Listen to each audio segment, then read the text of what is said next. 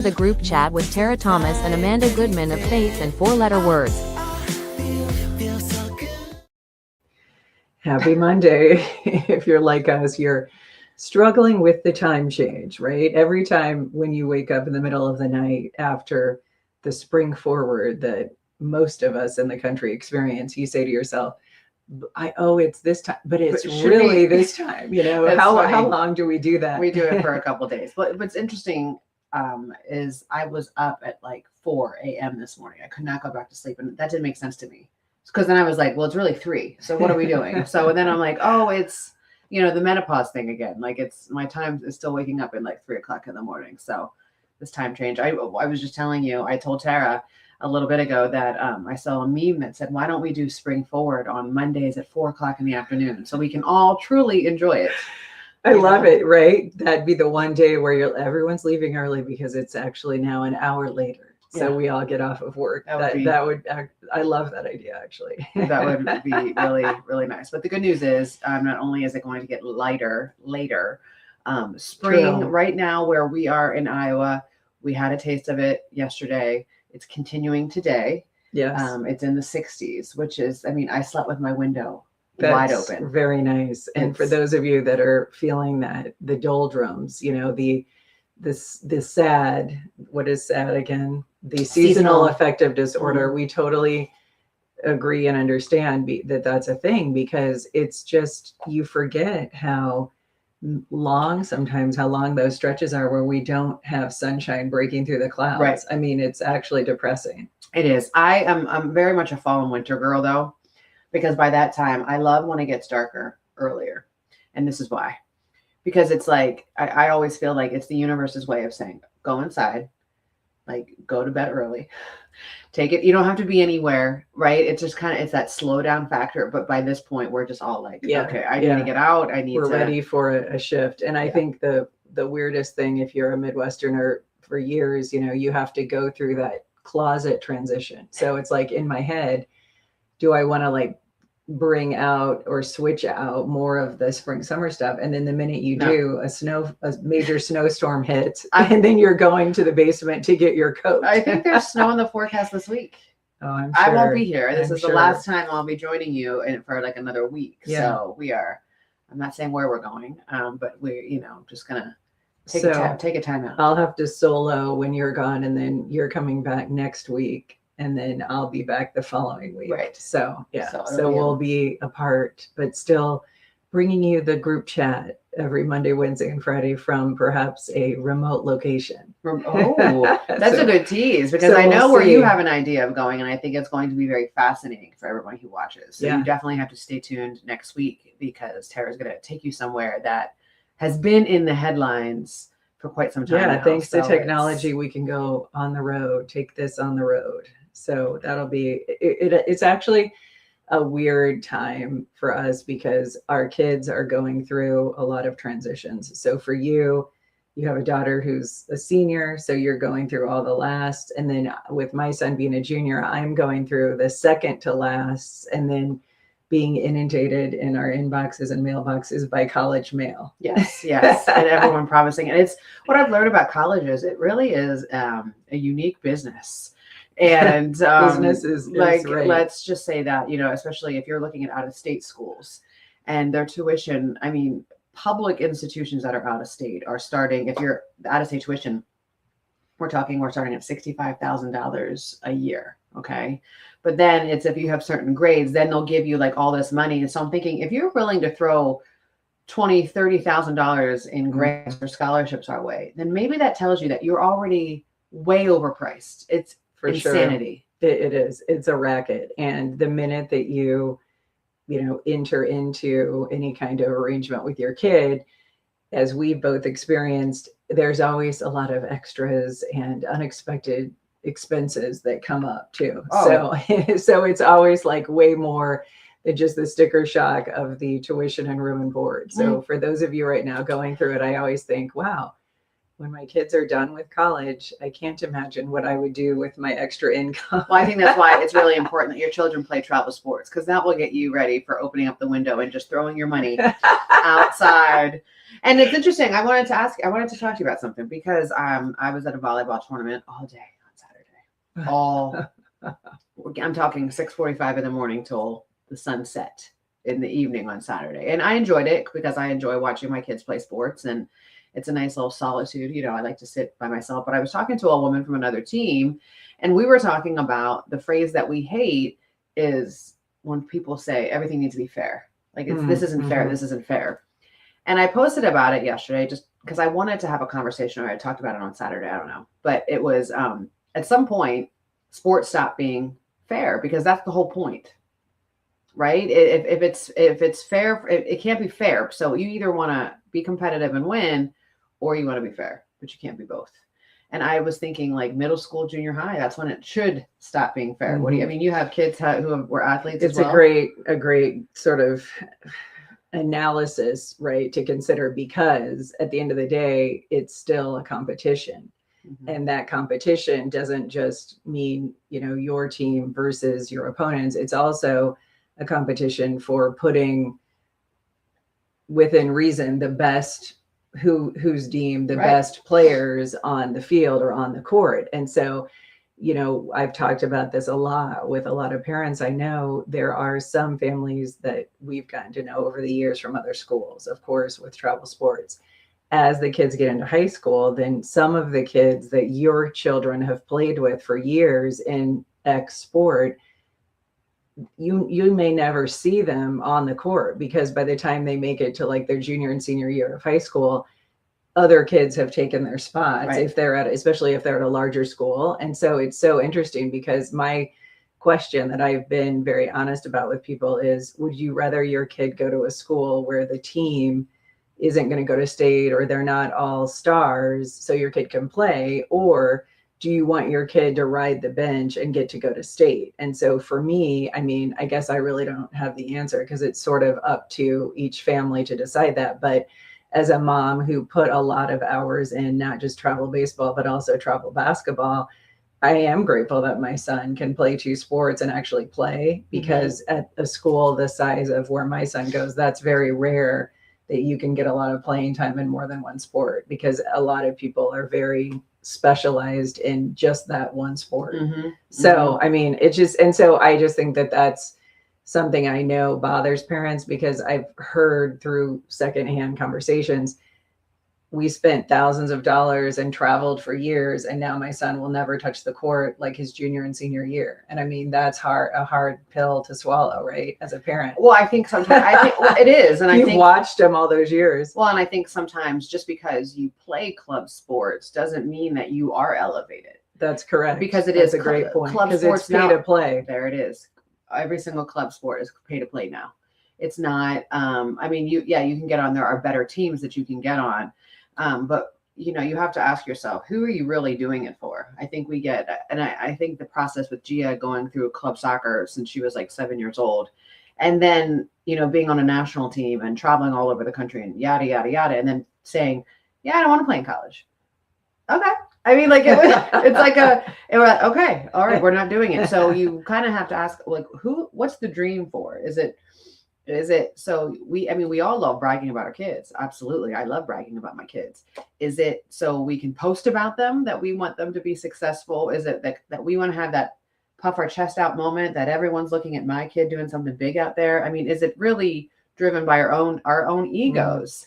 But you have, sometimes you have to understand, like, it's just, maybe and I've been on both ends of the pendulum, you know, a lot of talent, and then not so much. I mean, I remember when we first moved into where we live now, and everyone was wrestling, right? And he was like in second grade, and I went to a wrestling practice, and I was standing outside and I was watching him, and he came out, and I go, yeah, probably not your thing.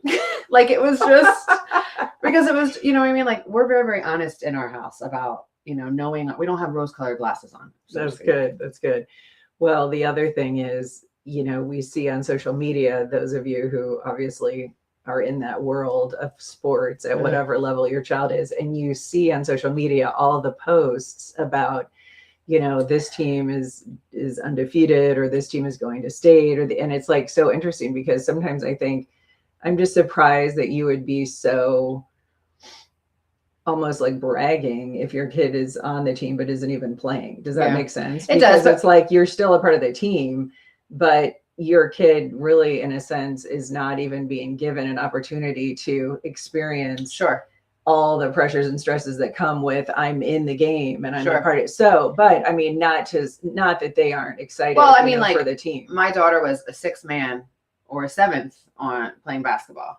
And so for me, when my child was sitting on a bench, I'm very big on your role is your responsibility. Right, So her that's role true. was being to come in, and sometimes But her she role was got in a lot.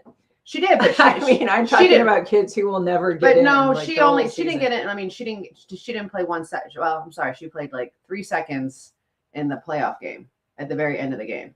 And if you're not okay with, I mean, and soccer is her sport, basketball is not. But she had played all year, and then at the last game, she didn't play at all.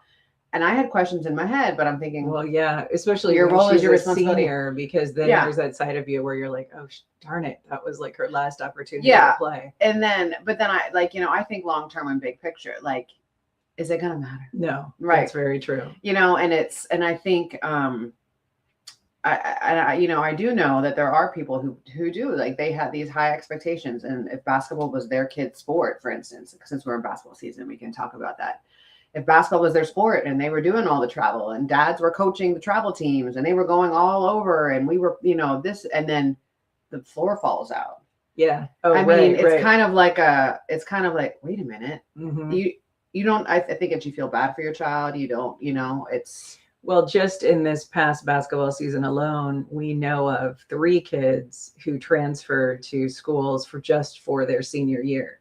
yeah. So they played their whole lives with other kids and at another school. And then the senior year, they switched to an entirely different school, which it was So- partly a combination of them knowing that they could be a key element to that team's strategy / also being recruited. They Right. were told that you're going to start.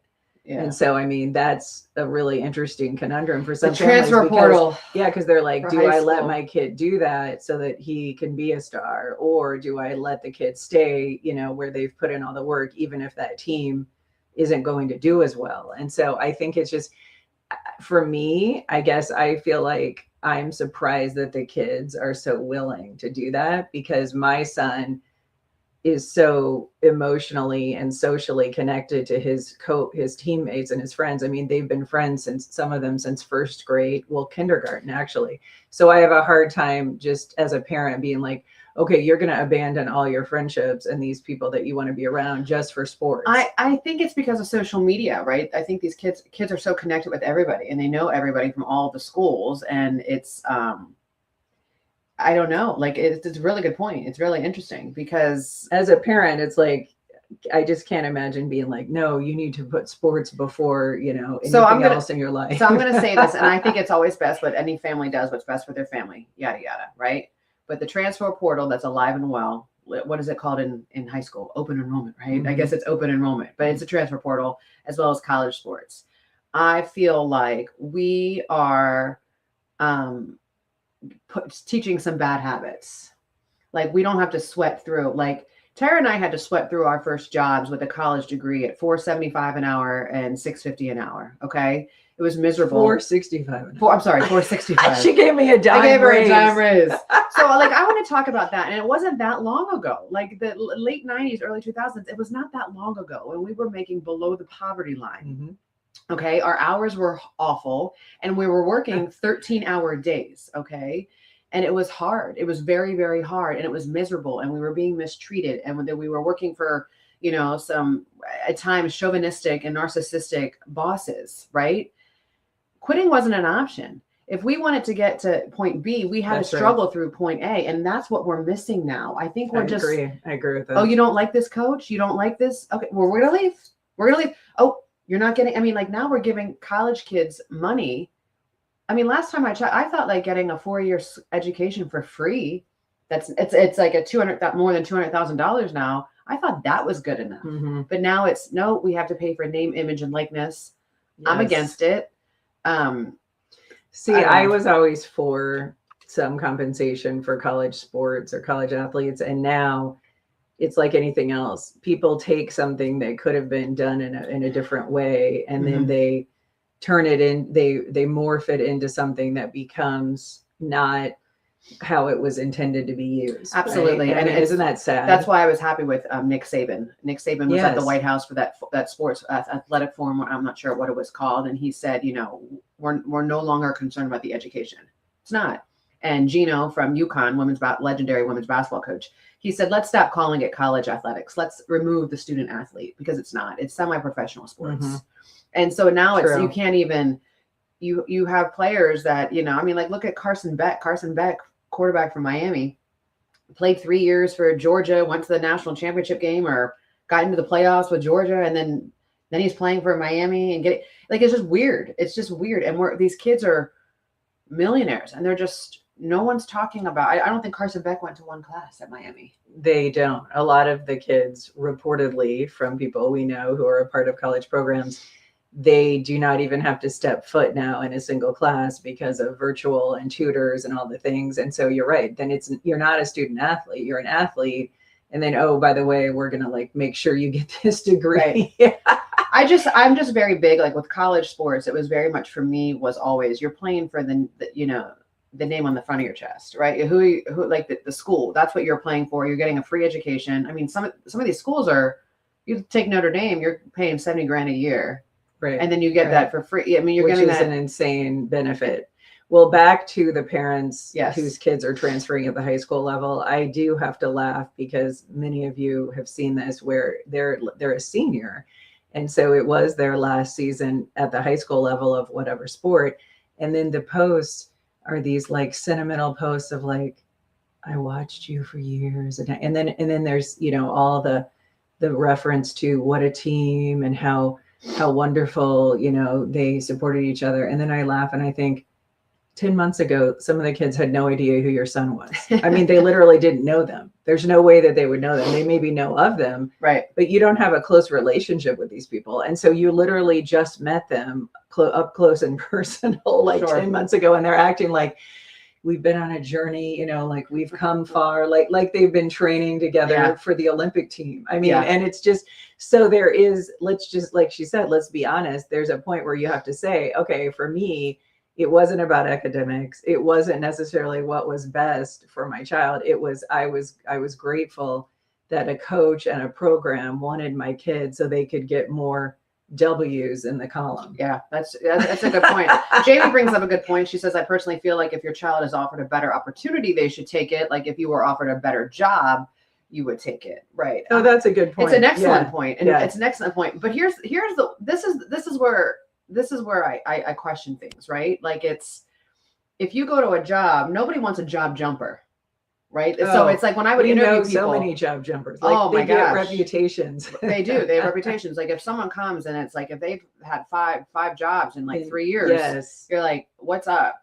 So don't count on them staying in this new job. I feel like loyalty is a dying thing, and loyalty is the number one trait. Is like my number one trait. Well, that's our Gen X stamp on our forehead. Yeah. And so it's been hard to see the younger generation, and I don't fault the younger generations because it's not reciprocated as we experienced, right? Right. So they cracked the code much sooner. I remember D1 kids that weren't getting playing time and they wanted to be on, like if it's football players, for instance, they want to be on the field, and then they would go to a smaller school where they could get more opportunities. It's just the whole college thing is weird, and the high school thing. I mean, I think high school is really hard and middle school is hard. And, you have kids who transfer for a lot of reasons. I personally have seen kids transfer because of bullying and mean girls and all of that kind of stuff. That's 1,000%. It's just, but I know some high school kids, not here, but back home, that were at 3 high schools before they were even finished their second year. And it was because they were testing out different coaches. And that to me was and here's the thing too, that people never want to talk about. You claim that you're going to get all these opportunities and the coach makes all these promises. And then at the end of the day, you have to keep in mind, there's a slew of politics and families already established there that you're going to have to contend Oh. with when you transfer in. Well- and so when I see these people like becoming BFFs with the teammates' parents, it's like secretly there's other parents going, why did you come here? You took my kid's spot. Yeah, and this is what you have to understand specifically. I mean, when you're talking about small town Iowa, anywhere around here, anywhere actually in the country, there are parents who are involved in all of the sports, so their kid will play. That's it. That's what you need to know. And then it's their kid and then the kid's friends. And so it is like you have a clique Mhm. of things. So sometimes like when it's young, it's not about what's fair or who's more talented. It's what's the path, where can I make my child's path the easiest, right? Like, and I'm opposite. So I help coach Lucy's basketball team. Like, and I will want, like, if someone's coming out of the game, I'm going to pull her out first because I don't want anybody. And sometimes she needs to be on the bench, right? But I don't want anybody coming at me and saying, well, she gives her Preferential I mean? treatment. That's why it's hard as they get older. I'm all for, like, you're coaching Lucci's team. My husband helped coach my son's baseball team Yeah, in the they're past. young. But when they get to be high school, I just don't think that parents should be the head coaches Agree. of high school Agree. teams. And here's the reason why. Because all of the parents, even if you are, like she said, being really intentional about being fair in terms of how you're engaging and, you know, who's playing where and for how long, the default is always, oh, you're only coaching to protect your kid or make sure your kid, I mean, that's just the assumption. And it's hard to overcome that. And then as a kid, you always have to feel like, oh, well, everyone is saying the only reason you got to start or you got all this playing time is because your dad is the coach. Sure. So, or Yeah. mom. So, I mean, I think that's a tough, It is. It's especially really, when it's like a paid job, you know. Yeah. It'd be different if it were volunteer. I mean, now some of these teams locally, you guys will know if you've seen this, there's 25 volunteers. I mean, the coach is on the bench. the It's line of so volunteers is so long that it's like insane. longer than the row of kids. And the I mean, matching and everything, the matching outfits that they're all wearing. It's just, and it's good for those coaches because as a head coach, I just think, and you've been there, no, we don't need that many parents helping. No, like I'm thinking about my dad. My dad coached for 25 years. And I don't think he ever had a parent, like a parent helping. And my dad stopped coaching. Your dad was even like checking the priest. He was checking the priest, Father Mahoney. But like my dad stopped coaching right before my brother got to high school. Because my dad is against it. Because that's their generation too. Yeah. They don't want to be like looking as if they play favorites. Now we've shifted to where we're going to for sure play favorites so we can protect our kid. You know? I mean, I remember when people were asking Hector to help coach soccer, and he is like very, very knowledgeable in soccer. Right. And he was like, no, I'm not coaching my own children. Like, no, I'm not. And then because his big thing is I'm not dealing with the parents. But I do like what a lot of coaches are implementing. I've seen it at the volleyball, I've seen it at soccer, and it's like the 24-hour rule. And it's giving they send these emails out, and you know, in your little packet, your parent contract. And it's like, do not send an email or phone call, do not call, do not do anything to a coach until 24 hours have passed, because you're angry. And if it's, that's a good strategy. like, I don't want to, like, sometimes you have to understand, maybe our kids just aren't good. You know what I'm saying? Like you have to at some age, you have to let your child understand that. Like, so Nico, for instance, it's his freshman year of high school. So Nico played club soccer his whole life. Right. So that soccer is his sport. That's what he is very talented in, you know, but he's a freshman. He's joining a soccer team. So it's that now he has to prove himself. It doesn't matter that you started on this club team since you were, you have to go prove yourself. Work hard. You have to outwork the next person. And if you're not playing, work harder. I mean, it's not a conversation to a coach. It's not me calling. It's not me. It's no, you have to, like, it's one-on-one. Yeah. You're the only one who can control it. You're the only one. So back to the college financial hurdles, Amy Shannon said, one of the best days of my life was when I didn't need to do FAFSA anymore. Amen. So FAFSA is the financial aid form through the federal government. And regardless of whether you use loans or any sort of financial aid for your child, every year they are in college, you will have to fill out the FAFSA form. And some people get frustrated because it is like doing taxes. You're like, oh, got to fill out the FAFSA. So the thing that's interesting about it is it generates a number, and then that number is then reflective of what opportunities you would get for either grants that you don't have to pay back or loans. And then different private companies, in partnership with the federal government, will offer said financial aid packages. And it's very, for those of you who've been through it, it's a very depressing process because if you have two working parents and you have a double income home, it can be very limiting what you might be able to access in terms of financial aid. And so it can be very stressful for a parent because you're thinking like, oh, good, maybe I'll get like, all these grants or get whatever. But the truth is a lot of parents are taking on debt, or their kids are. And I think at one time, and I should look, I don't know the current stat, at one time in recent years, people in Iowa had some of the highest financial aid debt loans right. Well, in the country. Most Isn't people, that sad? No, well, it is, but that's the reality for people. Most Yeah. people you can't afford, if you do the Dave Ramsey thing, right? You can't save money in a 401k or for college if you have any kind of debt. And any kind of debt is a car payment, all of the things. I did also see something from him, Dave Ramsey. I'm speaking of, this economic genius allegedly, Mhm. but he had said college is affordable.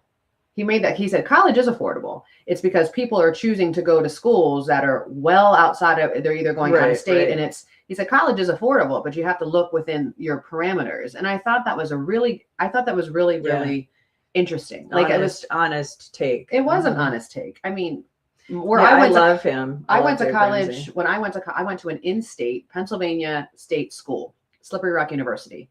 And there was, the whole, like a bunch of schools within this Pennsylvania, state school system.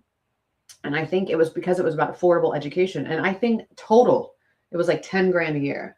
That's great. It is, but now it's up to $30,000 a year for what was supposed to be. The rate of cost, the rate of college cost has far exceeded the rate of inflation. Now you can go, I believe at Yale, is it Yale and Harvard? If your family makes less than $200,000 a year, now you can go to an Ivy League school at no cost. Mm-hmm. So for me, again, it's like, but that tells you how much they still were endowed and are making. So that's what I mean. Like if you can do that, it is not within reach. But however, I hope that the cost, because I really think we need to promote trade schools. Oh, absolutely. Especially now with AI, because they're saying that many of these degrees will be obsolete. So you're essentially paying, potentially hundreds of thousands of dollars for a degree that may not land you a lucrative job that once was sort of a guarantee, especially like accountants and all the things that are going to possibly be journalism for sure, but impacted immensely by AI. Right. Yeah. It's been an interesting, I have a family, and all of my cousins on my mom's side, I have a family. I have a family. I have a family. She does, an extended family. I have an extended family. No, but my cousins, he became a master electrician, I think, when he was like 22 years old. And he's doing phenomenally, and he's happy, and he makes his own hours, and it's different. So I think it's. Now you'll think this is interesting. So my son-in-law is an electrician at the Hanford Nuclear Reservation in Washington State. And because of all their years of working with, essentially like highly, what is the word that I'm thinking of? Radioactive materials at the nuclear reservation, they have these cars sometimes where they're, government issued cars that they use at the nuclear reservation. And when they do the scan around the car, if any radioactive levels are detected, they have to bury the entire car down feet, many, feet down underground. And then they put it in one of those like sealed radioactive compartments. And that's what so randomly they'll just, have to test the vehicles. And if they're detecting anything that's, lethal in terms of radioactive levels, they bury the cars. See, that would not be a boring job on a Monday. Imagine going in Monday morning and it's so you don't weird. have to do paperwork. You have to bury. I mean, it's just, and it blows my mind when you think about how we talk about these, 3 Mile Island. You'll remember that from where you grew up. Yes. Yeah. And it's like, there are radioactive sites in our country. I mean, nuclear facilities, and people forget how they are targets. Yes. Middletown targets. PA. So I do sometimes think about my extended family out in Washington State and how it is a hotbed, literally and figuratively, at that nuclear reservation. That's interesting. I want to get back to here. Angie Kinsey said the best thing a coaching mentor taught me was reiterate it later in my HR life. This is great. Fair and equal are not the same thing. And that is true. That's like that really is true. like they're like equal playing time. It does not exist past. I remember my dad would say, he was like, you want equal playing time? Go to the Y. That's what he would say. Like, your dad go to is the Y. best. He had the he cut had- him off at the knees mentality. He really did. He would have a parent meeting before the season would start, and he would say, "Listen," he was like, "Once your sons walk into this gym, they're mine." Mm. He said, "If I hear any complaints from you, or if I hear any, he's not playing enough," he said, "he will be so far down the bench he won't see the court." And there were a lot of parents that did not like him. I remember on my dad's banquet when he was retiring, and he got a standing ovation. And I remember looking at a dad. I will never forget this. I remember the man's name too. He was in the back row and he sat there like this. Oh He won't my stand gosh! because his son Because did he not was bitter. Mhm. His son was a phenomenal football player. And my dad, when he was like talking about his son, he was said, "You didn't see him much in the basketball court, and that's okay. Basketball's not his thing. Football's his thing." My dad So was that just upset the dad. but my dad was He never was trying to be hurtful. honest, He was yeah. he was giving him his flowers. He's like, he's a phenomenal football player. And he was. Basketball was not his thing. But you can't. You got to be like kid gloves. Like, okay. Right. You have to kiss the ring of everyone. Well, so we- our friend Jim. Oh, yeah, what go we're ahead. gonna say? Do you want to say what you're Oh, gonna no, say? go ahead, I'll Okay. wait. Our friend Jim and Tara, they were transplants now to Florida. We're very jealous. Jim's was a teacher here and coach, and now is down doing so in Florida. And he said, as a coach, you are right on. Coaching your kids is tough. I made my son sit out right away. And so that is the thing. It's almost like you have to be harder sometimes on your kid if you're being fair, trying to be more fair, right? Yeah, be hard, not like the being hard. Every time I think of a dad coaching a son in baseball, I think of Bad News Bears. The kid playing for the Yankees on the pitcher, you know what I mean? And they had the fight on the mound. Oh my gosh. guy was if a you jerk. have not watched Bad News Bears or Today. you haven't watched it in years, go back and It is revisit so that inappropriate. because it is so funny. Walter Matthau, right? Is Yeah. that his name? So well done. Now, also, we should mention this is really cute. Jim and Tara's daughter, Chloe, Mhm. who's in like first grade now. I think my son coached her in That's cute. t-ball, and it was the cutest thing. And she's such a sweet girl. And I just loved that, our children now, as they've gotten older, can have the opportunity to be like mentors to like young athletes, right? Because you never see your kid in that role. And then all of a sudden one day that little kid on the field will be almost an adult. And it's crazy how fast it goes. It is, yeah. My oldest is a really good mentor. I can never see her coaching.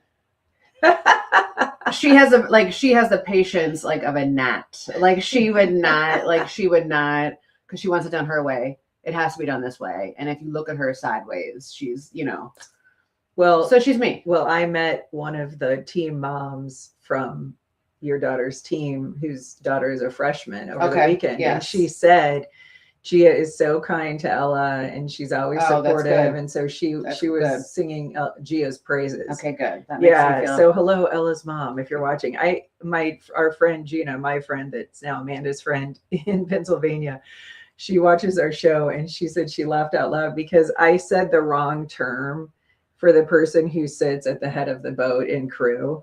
Oh, you I did. said, what is the crew? I gotta look this up. Crew. I said ox. I don't know. I said the wrong name. Crew, like person who shouts the command in crew. Let me look that up. Sorry. Did it just come to you right now? Yeah, but when we were talking about sports, I was thinking about how I knew nothing about certain sports like baseball, which my husband is a fanatic. And so I similarly have not retained information about crew. Well, to be fair, who really knows anything about crew? Right. Let me unless get to you're that. While watching you're Oxford looking, Blues. I'm gonna look Okay, at this. coxswain. It's the coxswain, and I was calling it the oxman. And so she laughed out loud, but so it was However- apologies if we use the wrong terminology. However, I didn't even blink. I thought it sounded right. I'm like, it sounds, I want to get this other comment from Jamie. On the other hand, we shouldn't feel as parents we can't talk to the coach in fear it will prevent our kids from playing. I know there Oh, are some that's so nightmare true. parents, but we just want to know how we can help our child. 1,000%. Yeah, no, absolutely. And coaches need to understand. Coaches need to put their ego aside. Parents are going to have questions. And it's, and when parents are coming and say, hey, what can my kid do? And here's the thing, when kids are younger, they're not comfortable enough going to the coach. Once they're in junior high and high school, that's when the kids go to talk to the coach themselves. But when they're younger, hey, coach, tell me what my kid needs to work on to be better. And if you're a coach and you take that, if you're immediately on the defense, and you may want to pick a new hobby. Honestly, because you have to be able to handle it. Yes. And also, let's be real, we know quite a few examples that come to mind where sometimes the motivation to coach is born out of wanting to having a level of like recognition and notoriety too. Oh, so there's a lot of ego involved. And so years ago, yeah. I just don't think the ego was there like it is today. But let's face it, a lot of the people that are now the coaches, they grew up, many of them, especially if they're younger than us, which is a lot, they grew up being a look at me person because they had MySpace and then they had Facebook and Yeah. So I mean, they're more MySpace. inclined to be out there in social media. So then they like to have like that profile picture of them like huddle in a huddle. Oh, you know what I mean? What?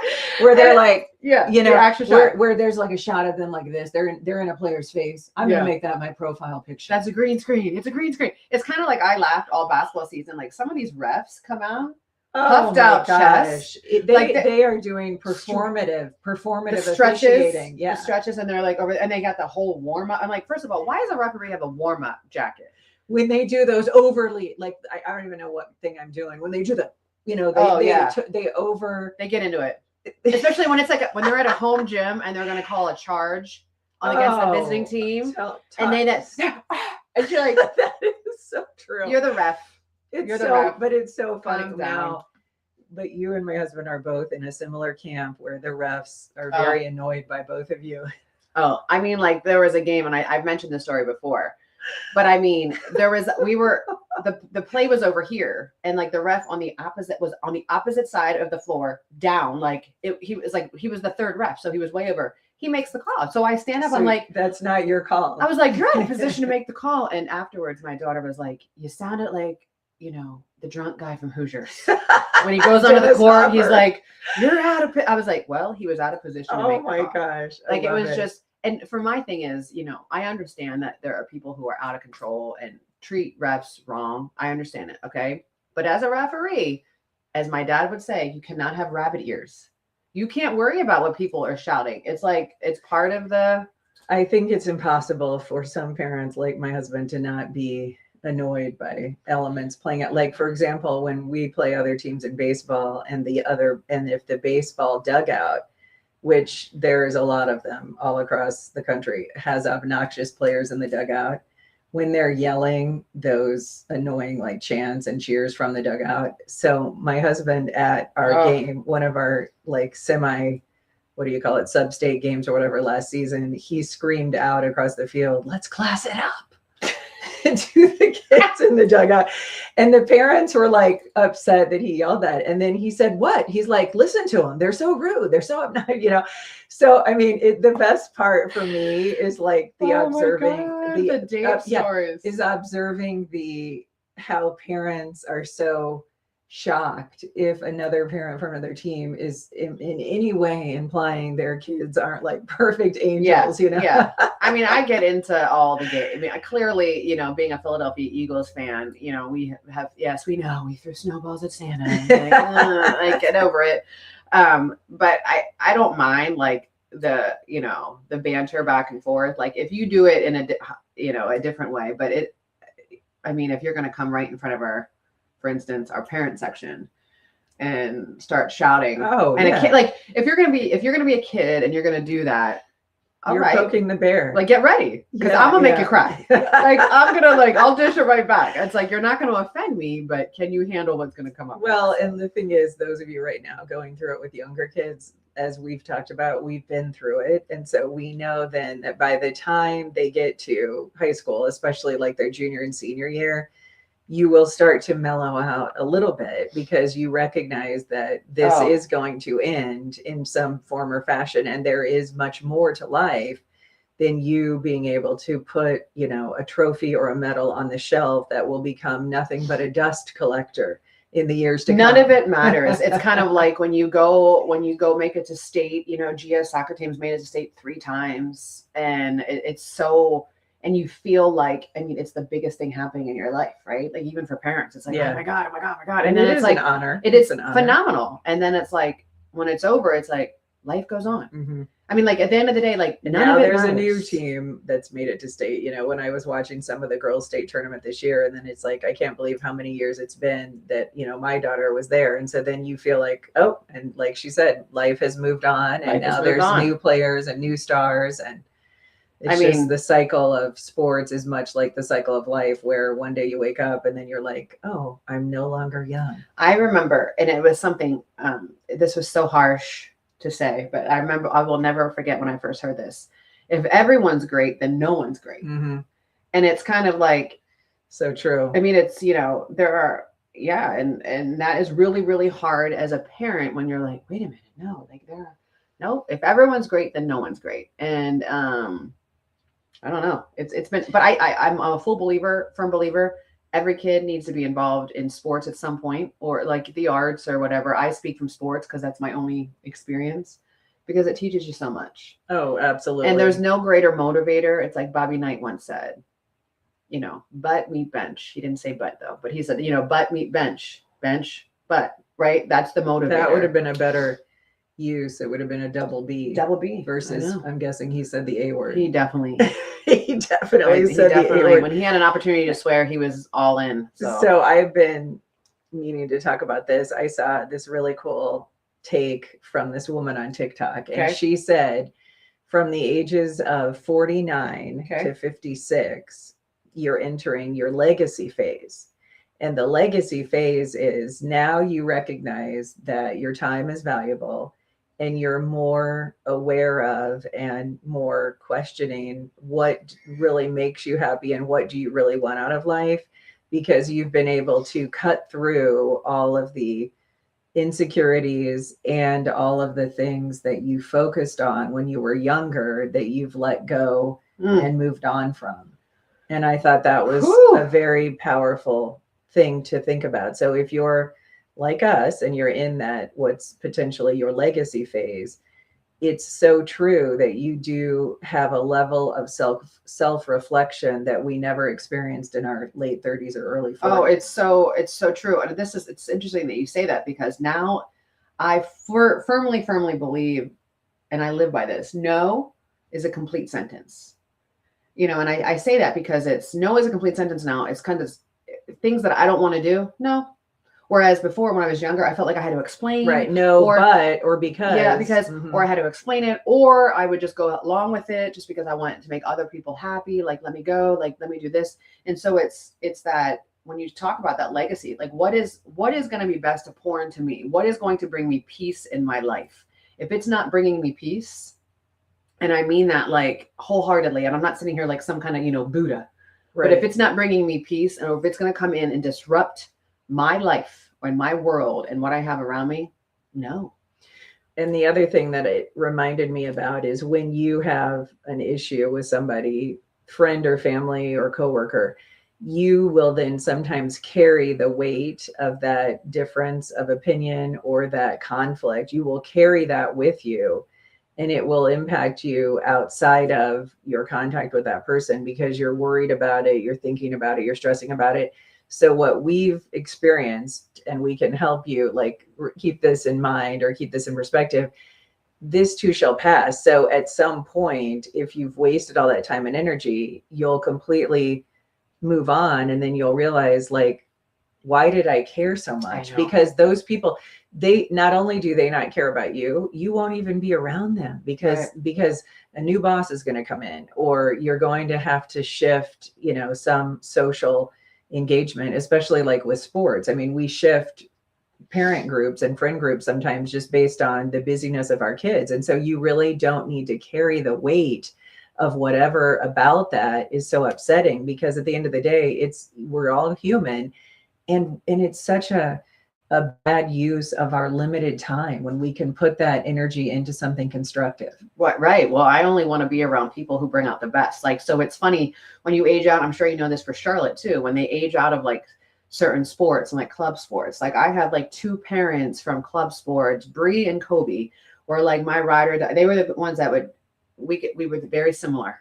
So our eye, if our mouth wasn't saying it, our face, like our eyes were saying it on the sidelines. And those were like, they were who I felt safe against. So it's kind of like one of those things. Well, I'm never going to replace them. Mm-hmm. You know what I mean? So then it's like, I'm just going to sit by myself now. Right. Because I can't like be like, you find your people and then I don't replace my You're people. like, you're like, the Light a candle. you're like the celebrity, you know, who's like wearing like you're like Michael Jackson when he went through the phase of wearing the mask, like at the sporting event. No, I'm very, is very. That is that Amanda Goodman? I was laughing this weekend because I come out and there was a gentleman standing next to me that was like by the concession stand. And he just looks at me. He's like, "You causing trouble today?" And I'm like, "You never know." I mean, it was just like it was kind of like just a head nod type of thing. Cause you never know how people, because somebody had come up to me in the bathroom. They're like, "Are you Amanda Goodman?" And I'm first of all, please know this. When people come up and say like, "Are you Tara Thomas? Are you Amanda Goodman?" It's a very uncomfortable question because you don't want to be like, "Yes, I am." Like it's a very, because you're like, but for me, I'm like, that depends. Well, why? yes. Are you have I angered you in some way? So you experiencing that, me over the weekend had a situation where I 1000% got the side eye thing, and I think that the woman thought that I was you. Oh wow. So when people don't like you, you automatically assume that they think that it's me. The only reason I thought that is because like, why would she not? I mean, why would she not like you? No, not that. It's why I don't know that she would even have recognized me otherwise. See what I mean? Because I don't think that because now we've shifted into like people recognize us for faith and four-letter words, right, or right. on social media, not as somebody who watches on the news. But she did look old enough that maybe she would have known me from the news. So I don't know. It was just funny because I was like, okay. They gave her a dirty look and now was like, "Oh, you're thinking of Amanda." It's not. It did not. That doesn't. Yeah, the intention is not as it sounds. It crossed my mind. Like, is she thinking that I'm the one who like tried to ruin a town or blow up a school? The Molotov cocktail into the predator's lane. Yes. So right. Our friend Jamie said, "OMG, people do that to me too. They're like, I follow you on Facebook, and it's so awkward because a lot of times I don't know them, and that." That is a real thing. If you've ever been in a person who had a position or a job or a circumstance where a lot of people may know you, good, bad, or otherwise, however, they know you, you never want to feel, you don't ever want people to think that you're like, "Oh, I'm so important, I don't know you." When the fact is, it's just, there's a lot of people that we know from years of being in different sort of higher profile situations. And so it goes back to what she talks about in the show, when you just had to smile all the time, like the Joker face, right? Like I try to be nice to everybody. It was so funny. Okay, in Walmart last week, a guy shouted across the produce section, and he goes, "Tara, Tara!" And of course, I'm whatever I was looking for 2 onions for my husband's crock pot recipe, and I look up, and I see the guy. And I have no idea who this person, I mean, honestly, and I'm so bad with faces anyway. I thought to myself, I have never seen this person in my life. And he was so friendly and so nice. And he goes, "How's it going?" And I go, "It's great. How are you?" And I totally just to know. And then there's a point where how long do you rack your brain trying to figure out who was that? Honestly, I was drawing such a complete blank that I could have thought about it the rest of the day, and it never would have come to me. Well, I think kind of bothers me because I wish I remembered how I knew him. Right. Well, I think you look very similar to what you did when you were on television. I mean, I think you look very kind. You do. I'm much heavier. No. And because your hair is longer, but it's the same color. I mean, I don't think I look anything like I did when I was on television. No, you don't have the blonde bob. The blonde bob. I mean, that hair was bright. But people have seen you like sonar because of all of your pictures on Facebook and videos. They've seen you in this present look with your glasses, because your reels that you do at your desk are hilarious. The one where you were eating the salad a la Bethany Frankel, and you were like, you took a bite of a cucumber and then made your point. And I was like, I Well, was because- dying when I was watching. I was like, she is hilarious. You're like, you know, Real Housewives doing like a real. Well, because that's when I drop In your knowledge. office. Like I just try to drop and some then somebody, knowledge. and then someone like walks in because they need to talk to her about, and they're like, oh, yeah, sorry, one moment. you're, Like I'm you're coming. recording. I'm coming. I'm You're recording. recording a profound statement. Well, because I don't like. I'm always doing reels like if I'm driving and my phone is in a safe, it's like hands-free device, right? Like that because is that's me. Like so I'm funny. not going. Like I'm not gonna wait until like I'm all. I do use a filter. Absolutely, because I have never done it. Like all I have on right now is my my Wet and Wild $4 $4 foundation, folks. Speaking of, so we're getting ready for our trip, and we go into Target, Oh, I know what you're gonna say. and I have the younger two with me, and they're 10 and 8, and it's very different now these days. Like they don't seen all the products. they have seen all the products. And now listen, I do not discourage again. I love the fact that they have face care, skincare routines. But 6 products in some of those get ready with me videos, like 6 to 10 things that they put on their face. Yeah. It's too much. Yeah, and like it was when their stuff is more expensive than mine. I mean, I was literally It's true. I was walking, and here's the other thing. So Nico was also with me. So I'm going and I'm getting like the airborne vitamins. The girls are off looking for the makeup, and then Nico, he turns around in the aisle, and there's another couple, an older couple, and Nico's like, "Huh, bear skin," and I'm like, "Huh," and I realize he's in the prophylactic. We're in the prophylactics behind me. My son is a freshman. He's going to be turning 15 next month, right? And he's a boy. When you said older couple, I pictured like senior citizens. There's an older couple. No, they weren't shopping for those. They were down it's like the vitamins are here, and then they have like they were shopping. So then for- Nico is very much like matter of fact. I cannot believe I'm even talking about this, but he's very much like bear skin. What does that mean? And I'm like, I don't know. I was like, it's like, and I have this other couple looking at me, and they're like laughing because they know. Oh my! But I don't want him gosh. to be uncomfortable. You're like, let's take it up with Hector. And I'm like, and he was like, oh, look. He's like, yeah, all kinds of sizes. Look at it. And he thought it was like really funny. And I'm like, okay. And then I leave the aisle. He's like, well, Mom, don't you want me to talk? He's like, I'm going to need these someday. I go, yep, you're going to need them someday. And he's like, I mean, don't you want me to? I mean, we're having a whole, my gosh. we are having and a whole after school special. after school special in the prophylactic aisle of Target. Like I was mortified. Like I'm mortified. But then it's like, he was literally asking me educational questions. But you have to understand, this is a Catholic school kid. We didn't have talk. We didn't have sex ed. We were told, you have premarital sex, body parts will fall off. I'm not even exaggerating.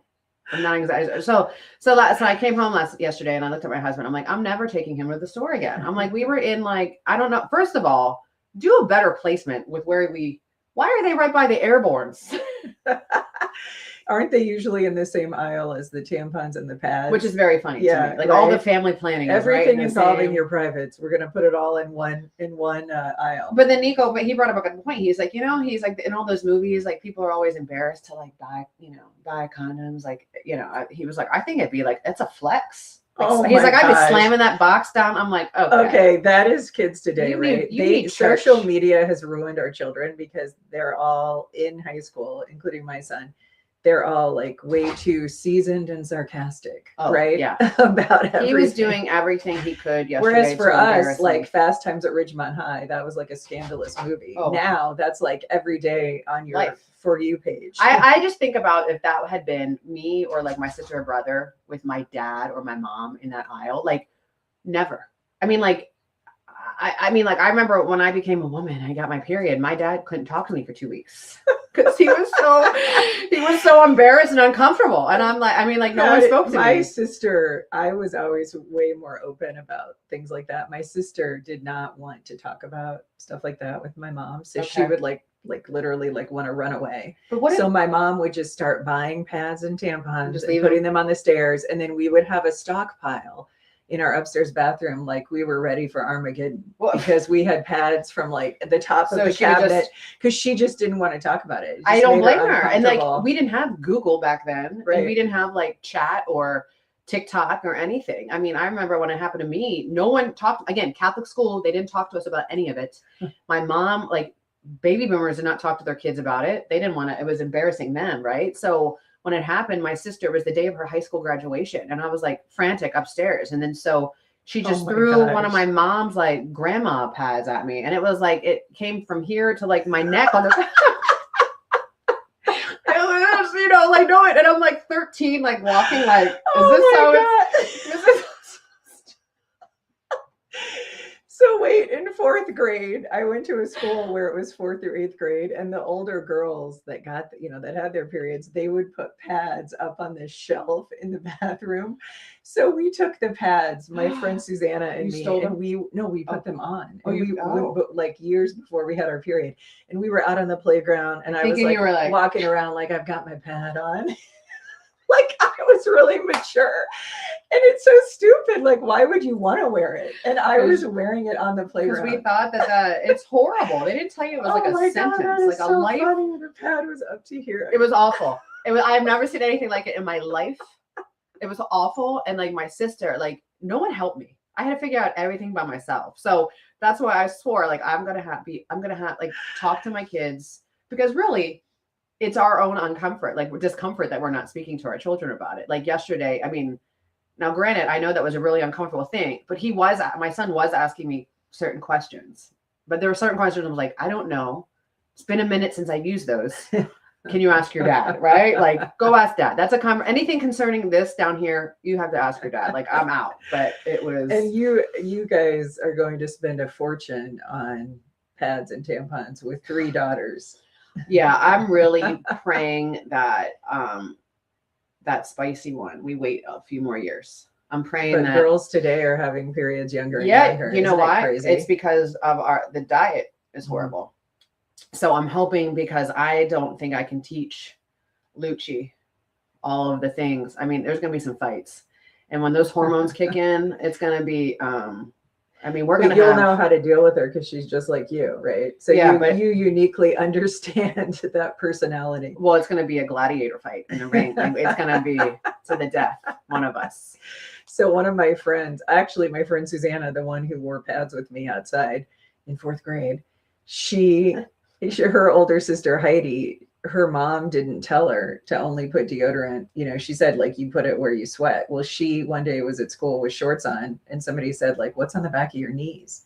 And she was like wiping smart, deodorant though. on the back. Okay. You know, she was like, "Okay, my armpits, back of my knees." I mean, it's just so when you as a mom are telling your daughters these things, you have to be very specific, right? Because kids take everything literally. But like you said, now they can just Google it. They can just Google Like, it. where do I put my deodorant? We didn't have that. Like, you couldn't go and like, what were you gonna find in the Dewey Decimal System? You know what I mean? Like, how to put like, and again, I thought that grandma pad was normal. It's not. Like, don't do it. I know it's time. Can you believe it? It's 7:57 already. It is Monday. We are March 9th.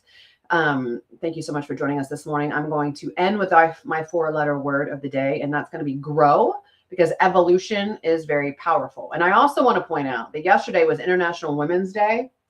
Wouldn't it figure that on International Women's Day, we lost an hour of sleep, because that's how the universe, I love that. that's how the universe treats Punishes us, Right. you know. Okay, Right. this verse of the day is an oldie but a goodie. They're all oldies, but this is a goodie. 1 Peter, they're all oldies, right? I mean, it's the Bible. It's like It just hit me what you said. That's good. They're all oldies, yeah. Chapter 5, verse 7, Oh. cast all your anxiety on him Oh. because he cares for you. So whatever's stressing you out right now, just turn it over to God and get back to living, because we all, you know, like they say in Shawshank Redemption, if you're going to not get busy living, we're going to get busy dying. And we all know that part of our stress and part of our being overwhelmed is because of us trying to figure it all out, Yes. control everything and fix everything. You're never going to fix it all. In fact, I saw another TikTok that you'll love. I thought it was a good one. You think in your head, if I just get this laundry done, if I just do all these chores, check it off my list, if I like everything's going to, you know, be finished, and you'll rest and you'll be at peace. It's never going to happen. No. It's never ending. We're always going to have more dishes. We're always going to have more laundry, and we're always going to have reasons to be anxious. So the Mm. more you can just lean into your faith, the less that will burden you as you go about this day-to-day thing called life. That's true. My mother-in-law, devout Catholic, would always say, just give it all to God. Give it all to God. He's going to carry it all for you. Thank you so much for joining us on this Monday. As our friend Monique has says, the birds are singing, so get outside and enjoy it. We're going to be in the meteorologists allege that we're going to be in the mid to high 60s today. Yay. Can't wait. We'll see if they are correct. We'll see you Wednesday. The group chat is brought to you by the empowering staff at Middle River Cabinetry, Splendore the Medical Spa and Azalea Lane Boutique.